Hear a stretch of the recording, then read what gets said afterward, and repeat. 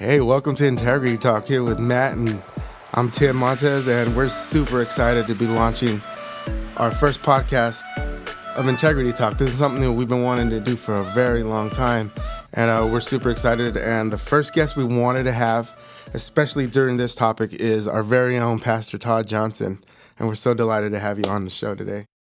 And honestly, when we first decided to do the podcast, it was a no-brainer for us. Like we said, we want our pastor. We were in the middle of a pandemic, a crazy season for us, and so I felt like this was a strategic topic to talk about because I feel like there's a lot of pastors right now that are dealing with this situation, even a year later. Right. And so we felt like you were the perfect person to have with us, Pastor. We really do appreciate you taking the time out to talk with us today. So we want to thank you very much for being with us. Well, it's great to be with you both, Matt and Tim, and I was excited about the opportunity to share what we learned and what we lost. Absolutely. And I think those are two kind of key words to key off of as I reflect.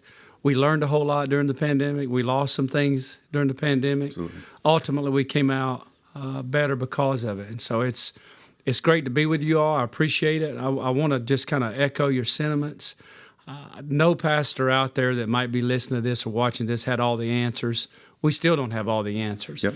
But we share with each other's experiences, what we learned, and maybe through it all, we evolve, we become better, we become clearer, we try some things that worked, and we tried some things that didn't work as well. And so I appreciate you guys launching the podcast, and I look forward to receiving from it and being a blessing to it any way that I can. And that's the reason why we're here is just we want to just take some time, a few moments to kind of get this information from you and get your insight because I believe that you've been pastor long enough to know the struggles and then the benefits of the pandemic that we've had. So can you just tell us a little bit about yourself for the folks that maybe don't know Pastor Johnson and just kind of talk about where you're from and kind of how you got to Revival Center? Sure. I'm just, I've been here at the church for 22 years and I just came from the country of North Carolina, and never imagined that I would marry a California girl and build a life and a ministry here. So I come from very humble beginnings. Always been very rooted and grounded in where I came from. Never forgot that. Come from a great church there in Fayetteville, North Carolina, and privileged to serve in California in Revival Center for the last 22, 23 years. And what I love about it, California, is a lot of people are hating on California right now, the politics and crime and all that. But I'm going to tell you, what I love about California is it's a mission field.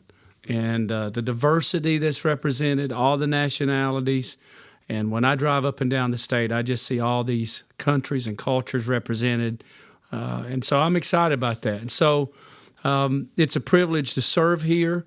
It's a privilege to serve in the community of Modesto, and so that's a little bit about myself. I'll be 51 next month, but I still feel young in my spirit and in my body. You look great, man. You look great. You're kind. You're kind. Yeah, you look great. And you've been pastoring at Revival Center for how many years? 21. 21 years.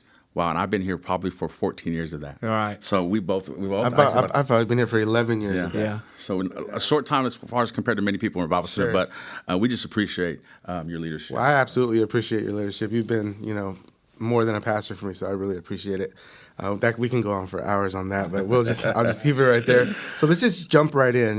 It's been a crazy season. Absolutely. It's been absolutely just crazy. It's highs and lows and emotional roller coasters, and pastoring in a pandemic that's such a topic that I think everybody just wants to hear. Right. They hear it from, regular people, but hearing from a pastor's point of view is, something like I want to hear. Sure. Well, nobody's ever done it before. And so there was, there was no reference point. There was no precedent established to go back and go, oh, yeah, this is what it's like pastoring during the Depression, or this is what it's like pastoring when inflation's high. It's not a subject in seminary class. No. Let's just get it straight. I was even talking to Bishop Keys yesterday, and he said, in all my years of pastoring, I've never done that before. And so I want to just give a shout out to all the pastors out there, that everybody that served in ministry, that continued to be steadfast and unmovable.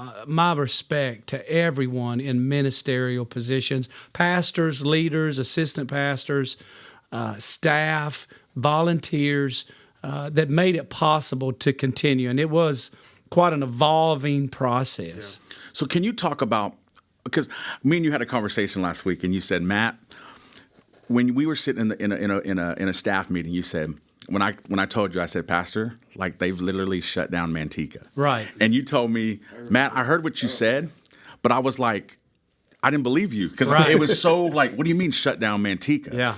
And I said, it's coming our way. And sure enough, a week or two later, we were shut down.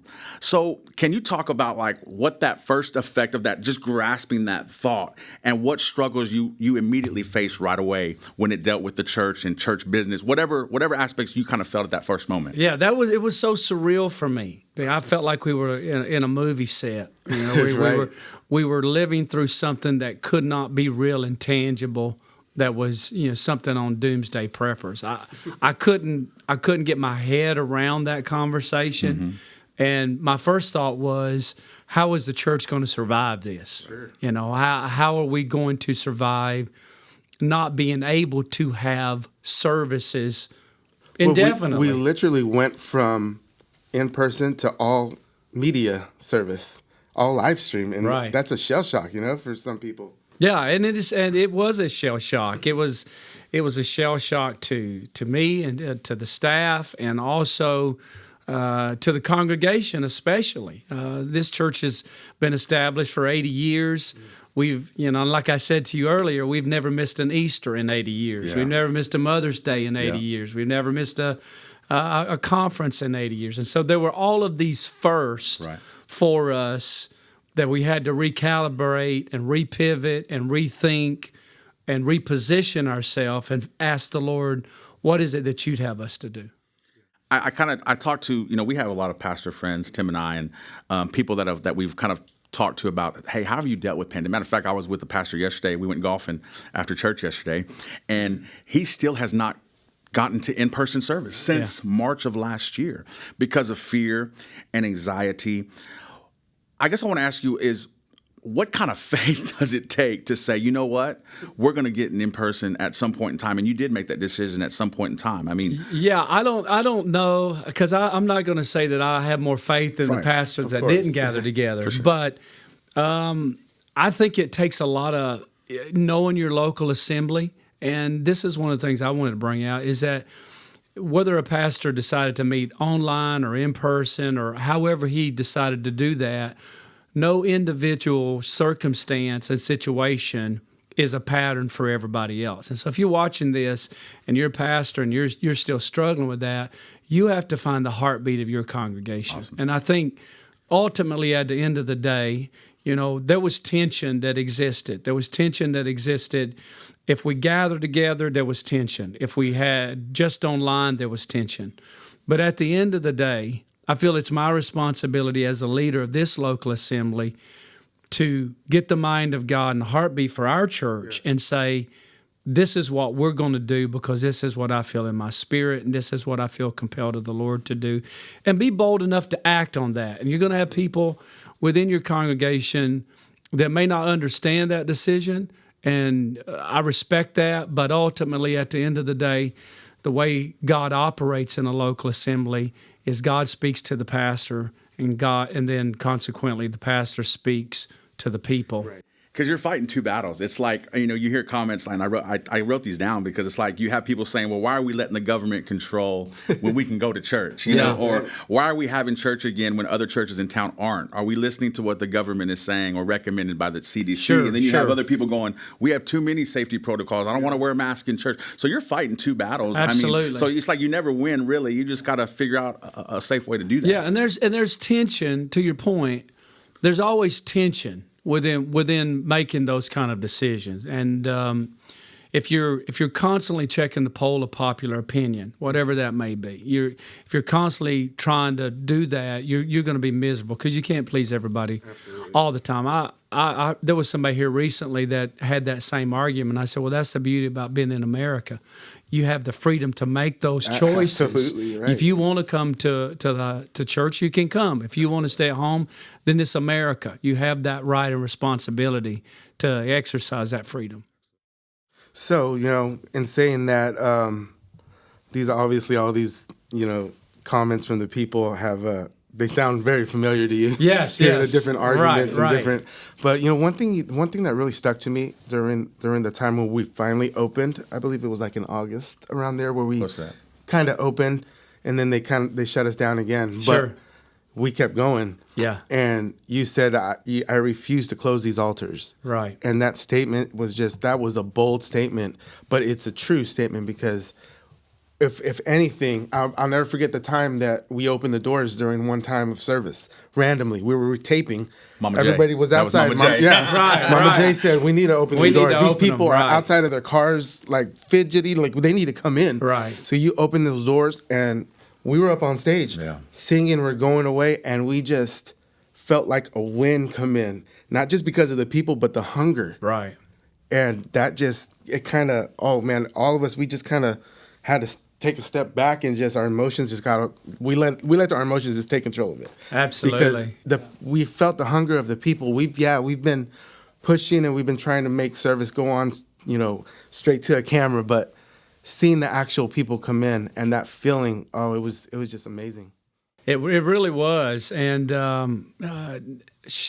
my wife, she just felt that urgency and that unction to just open the doors and let the people come in and worship, which consequently is not only their biblical right, but it's their right as a citizen, right. Their constitutional right, yes, sir, to freedom of expression of religion. So I felt that. I checked, with some consensus.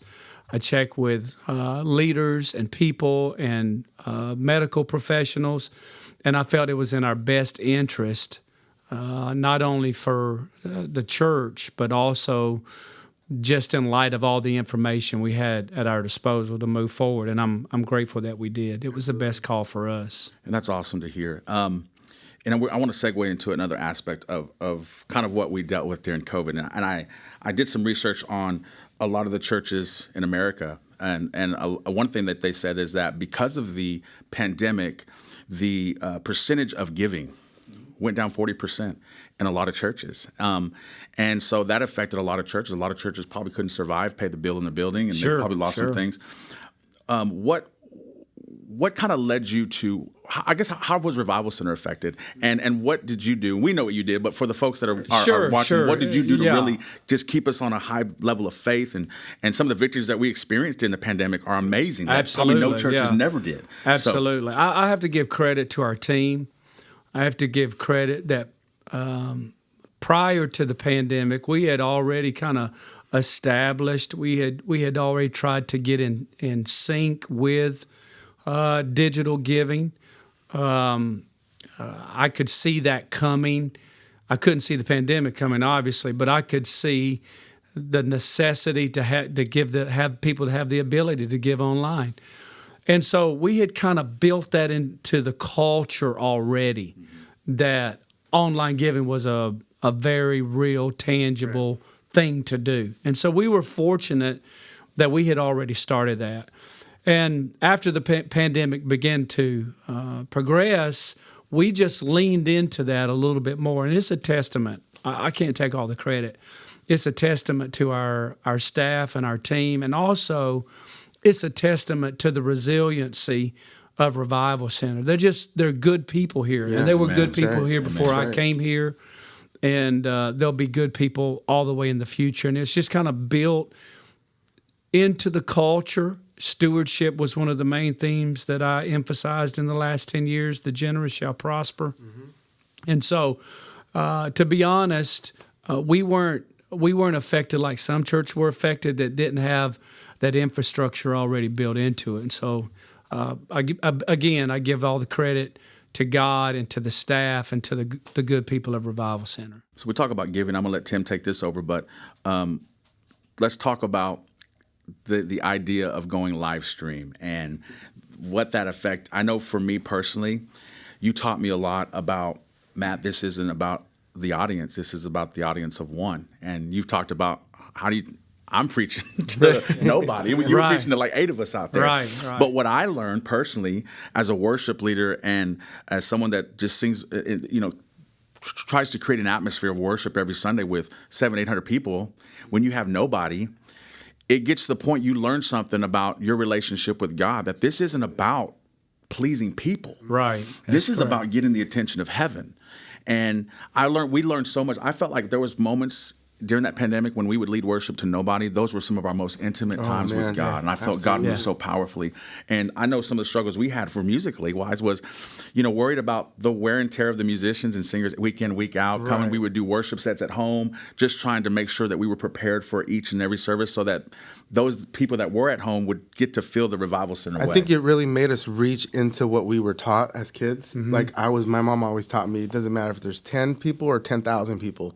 You play and you give and you do what you do the way unto God, and He's going to honor it either way.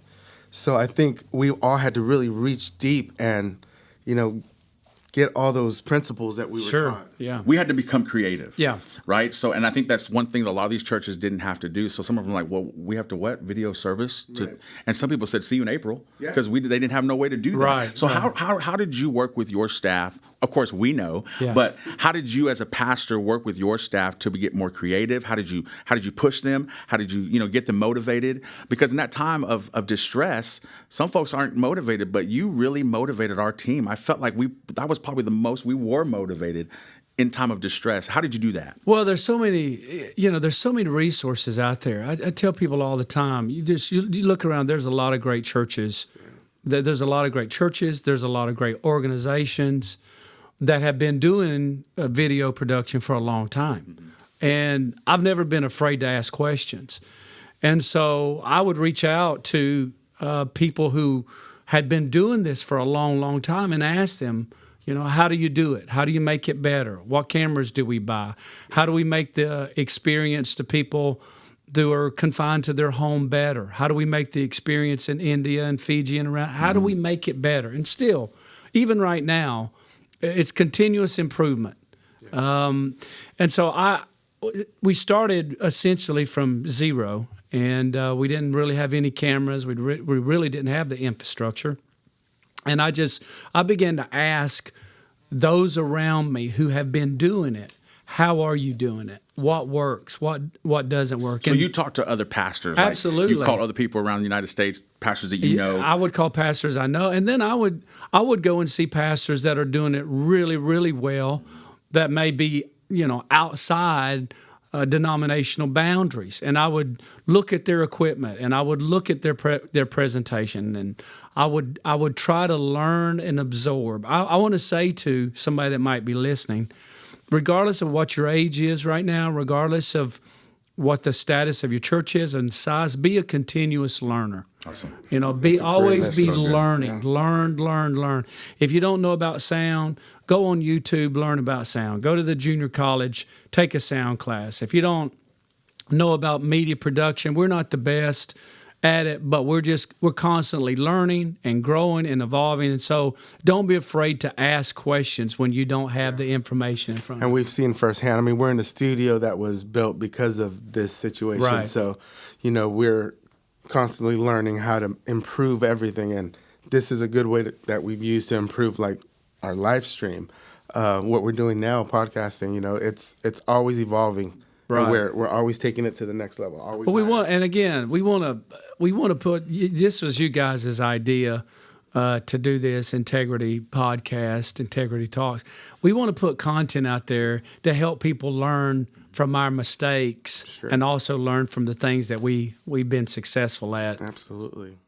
And that's, we've learned so much as a music team. I think I told you yesterday when we were back there by the baptistry, I said, Pastor, we're on a different level now. And honestly, when things come against us that we used to just bring us down, it doesn't anymore because we've been in distress. And I was reading the scripture this morning, and I read it again today. A couple weeks ago, and it's in 2 Corinthians, and it talks where the Apostle Paul's talking. He says, distress that drives us to God turns us around. And it says it gets us back to the way of salvation. We never regret that kind of pain. But those who let distress drive them away from God are full of regrets and end up on a deathbed of regrets. And it says, and now isn't it wonderful all the ways in which this distress has goaded you closer to God? He's asking this question. Isn't it amazing that what you've gone through has drawn you closer to God? And I'm a personal test. Me and my wife, the faith that we have gotten in this time of she was sick. There was a lot of things that we went through. I had COVID. But our faith was still so high. It's like that distress caused me to get closer to God. Right. It was like if you asked me to give $500, I would have said, boom, here's $500. Because I knew that if he could get me through this, yeah, absolutely. everything else, nothing's too impossible for God to And get us I've through. talked to numerous people about the same thing. They've said, despite the pandemic, this has probably been one of the most prosperous years. And I could be a testament to that too. This has probably been one of my most prosperous years as well. And it's just, a question is, I know why, but why do you think it's like that for many people? I mean, my opinion is that you sow in those times of adversity. You continue to sow. If you go to the scriptural reference, you'll see that Isaac sowed in the time of famine, and so it's the law of sowing and reaping. You sow in adversity, you're going to reap in adversity. And we did get many reports through the constituents, and also some of my colleagues would tell me, our finances through this all has been better than it's ever been. We haven't taken a dip or a substantial loss in our congregations. And I say, to God be the glory for that. Amen. Well, we're going to take a quick break. We'll come back and kind of wrap this up with Awesome. We'll finish up what we're doing. Awesome. Here, so. Cool. All right. Hey, everybody. Welcome back to Integrity Talk. Before we move on, if you guys have not gotten Brother Matt Aguirre's single, Overcomer, you guys have really been probably living under a rock because it's great. It's hot. It's what's up. Like, if you haven't got it, go to iTunes, Spotify, any digital outlet, and you can probably pick it up. And he doesn't want me talking about it, but I am. Yeah. Yeah. All right, so let's get right back into it. Let's jump back in. A lot of people really would love to know how big of a role has the music and the media, sound, just your team in general. How big of a role has it been during this time? Oh, it's been vital. We could not have survived had it not been for all of those aspects. And I was going to bring that up in the first segment, but all of those dynamics we had to learn on the fly. Right. We had to learn mixing and live stream and cameras and angles, and we're still learning, and videography and presentation. And we've been fortunate here at Revival Center that we didn't really have any outside staffing. We kind of trained them from the inside, and we groomed them up within the church. And so they understand the ethos and the culture of excellence and continuous improvement. And they served through this pandemic with such sacrificial serving. They just gave it their very best. And I think Brother Matt mentioned it earlier. When you're singing to empty buildings and you're ministering to empty buildings, it initially has a psychological effect on you. And I just want to say how much I appreciate our team, our staff, our volunteers. They did an outstanding job, and I tell them all the time, you make us look better than we really are, and a big shout out to them. So you have weekly staff meetings, of course, and that's your time to update your staff, whether it be ministers in the church, you got an administrative assistant, somebody representing music, you have different representatives so that communication is so key, right? Because you want to keep them in constant communication every week, because things change every week. There was times where we were open, hey, we got to close, and you had to make those tough decisions. Okay, we're going to close on Wednesday, but we'll still stay. So that communication is key, right? I mean, constantly keep that communication with your leaders. It really is, and I wish that I could have done a better job at it, because a lot of our staff are just volunteers, and we didn't have the ability to meet with them as much as we would, and they really need to be recognized. There are a tremendous amount of volunteers that work behind the scenes that they're never going to be kind of recognized or appreciated. But yeah, constant communication every week, and hopefully that trickles down to their spheres of influence, and being fluid, which was something I was going to bring to you, is the fluidity of the pandemic. We didn't know from one minute to the next minute, are we going to be open or closed, or are we going to be live or in person, depending on what kind of circumstance we were facing. But I tell you, as one of your people that are part of the staff or whatever, the music team, sure, your communication to us was key, because we knew what was going on. We knew we knew what was going on, but two, we knew your heart. and we knew your vision, and we knew kind of the direction that you wanted to go. And so, if something was going, we don't know, that's not what Pastor wants. This is kind of what he needs to happen. So that allowed us to really, like you said, is get that to everybody else so that they knew what was going on, and it helped the culture of the church for us. Sure. One of the things that stands out to me is I heard Steve Kerr in a podcast or an interview somewhere when he had to bench Stephen Curry, and he said. They asked him, the reporter said, how do you bench a superstar? Mm-hmm. How do you bench someone who's league MVP and won 3 national championships? And he said, that's very easy. He said, Stephen understands that I want what's best for him. And so if I have to put him on the bench, it's because he knows intuitively that I want what's best for him. And I could say that of myself and the whole staff and my wife. Ultimately, as you lead a congregation, a body, I feel like the people understand that you want what's best for them, and you make decisions in light of that. And I think we receive that well, and I think that's why Revival Center has been the way it's been during this pandemic. Mm-hmm. I want to tag into something that I think is very important, because I feel like as a leader, as we pray for you all the time in our meetings, we pray for you, and because we know the things that you deal with as a pastor. And one of the things that I've seen and I've heard is the mental health of pastors in general, but also with this pandemic. It's caused a lot of stress, anxiety. I could use the word fear. Sure. With a lot of these pastors. Maybe personally what you've experienced, and also maybe things that you've heard and how you've dealt with that and how that's kind of helped you or hurt you, in a sense. Well, I think for so many years, just my experience, my opinion is that mental health has been something that's been very, very taboo. And not a lot of people talked about it. It hasn't been really brought to the forefront until the last several years to realize that it is a part, we're body, soul, and spirit. And so it is something that needs to be talked about. It is something that needs to be addressed. And I think everyone at some point in their life is going to deal with anxiety, fear, depression, myself included. And I think acknowledging it for what it is, yes, I think every pastor, if they were really, really honest, they'd say, yes, I get anxious. I've never met a pastor that had more faith than the Apostle Paul in the Bible. And Paul said at one point that I was in fear of life itself, and that he was overwhelmed by the situation. And I felt that way, and every pastor and their wives have felt that way. I believe, and I think this is something that I want to bring in a friend of mine, Dr. Todd Tirzo, in one of our podcasts and talk about. I feel like everyone in ministry, everyone in leadership should have counseling.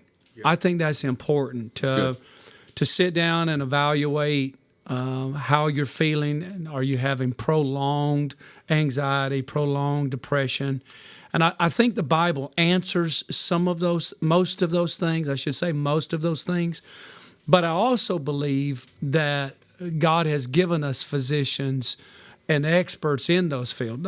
Luke was a physician, and Luke followed Paul through the New Testament, and so I think that those things are important to address, to evaluate, to be honest, to have some self-awareness. I'll be honest with you, I was very depressed during the pandemic because I felt like I didn't know what I was going to do. I didn't feel like when we were going to be able to come back to church.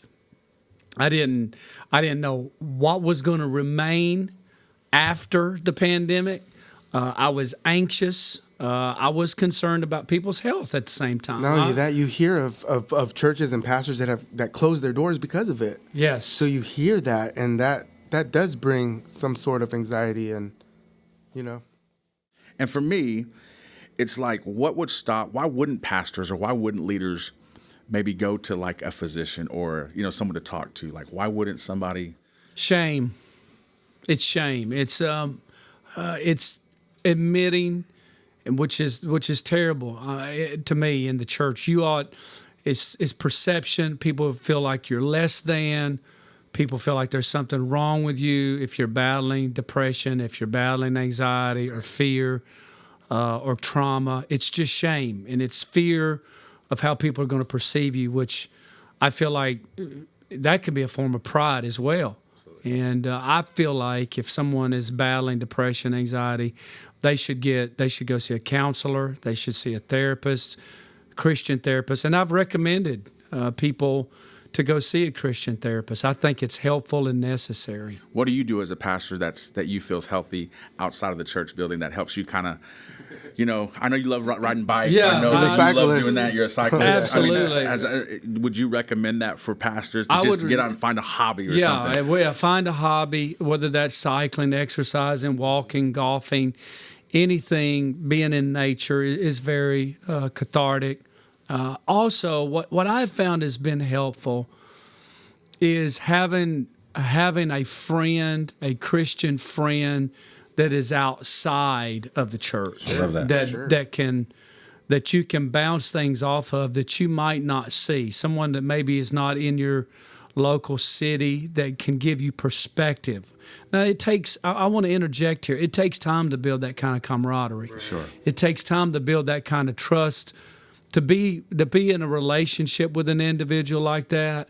But I'm going to tell you, it's been one of the greatest gifts I have had. That's awesome. I love that you said that because I feel like I have some good friends outside of this, our circle of my church, and that I feel like have great insight. Absolutely. And I'm glad you say that because I feel like people should be able to use that resource because I feel like some people just feel like, well, it needs to be someone that's Christian. No, it's okay. Yeah, it's okay to get that's ideas. Great from that you others. say that because I think that really gives that opening to really open yourself up to other people. Yeah, absolutely. I mean, it's so valuable. And again, someone could take that to the furthest extreme and abuse what I just said. Right. But what I'm saying is I met people at the downtown Rotary that were phenomenal people, that were leaders in our community, that were experts in different fields that I became friends with.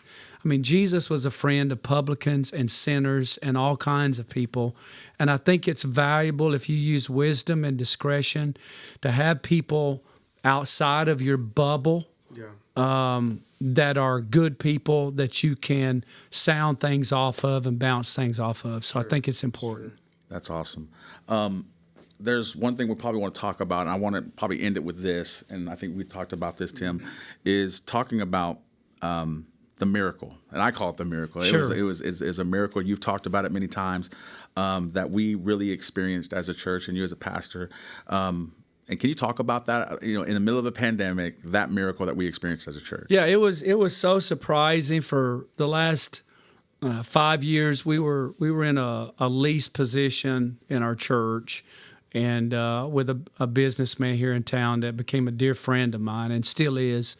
We still have great communication and great relationship on a monthly basis. And in the middle of the pandemic. It was just an opportunity. It's kind of one of those things you feel to do, and we had quite a bit of time left on our lease option, but I just felt like this was a good time to approach him and ask him would he consider letting us get out of the lease early and moving into a purchase agreement. Mm-hmm. And it just so aligned. It was so ordained of God. I mean, I get so excited about this. That's awesome.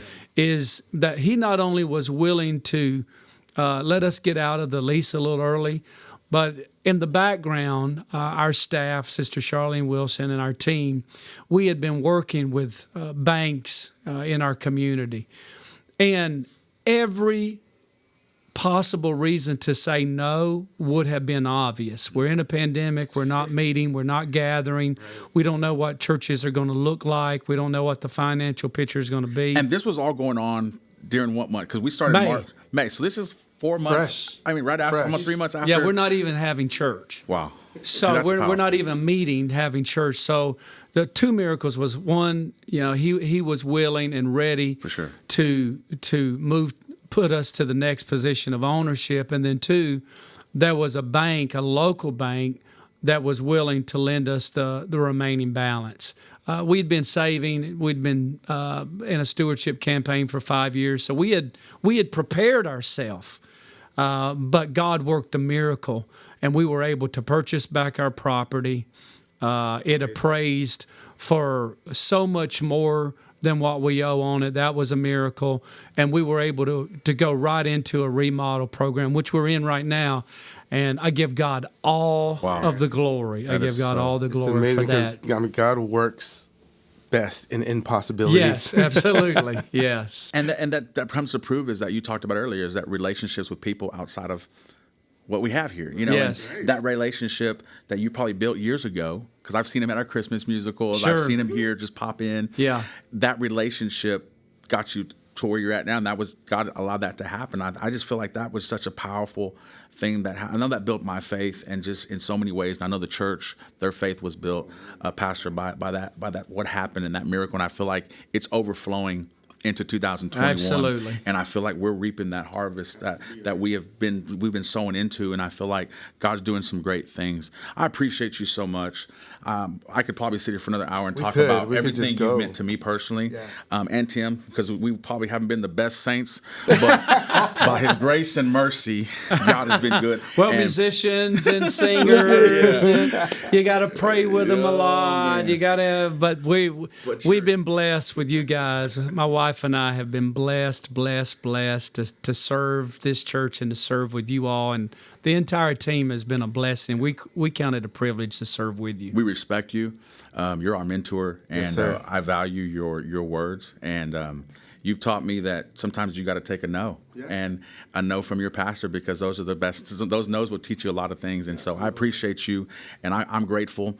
We're grateful for those of you that have joined us for this podcast, Tim and I, for Integrity Talk, and we're going to have many more episodes to come. We're learning and growing, so we're growing. going to just keep moving up. And so we want to just invite you to join our future podcast. We have a lot more subjects that we're going to be having on our podcast. And so the things that we can learn, those of you pastors that are viewing and listening and members, is that you can't pastor by your own strength. We've learned that. You need a team. Right. And faith, and you're going to deal with some things, but you got to continue to have the faith to make it through. And I think that's Revival. That's why Revival Center has really endured through this process. And so we want to thank you, Pastor, once again. Thank you for your time and Thanks your for knowledge. having me. I think it's gonna mean a lot to a lot of people, and they're going to definitely apply that to their lives. So we want to thank you. My We'll see pleasure. you next time on Integrity Talk.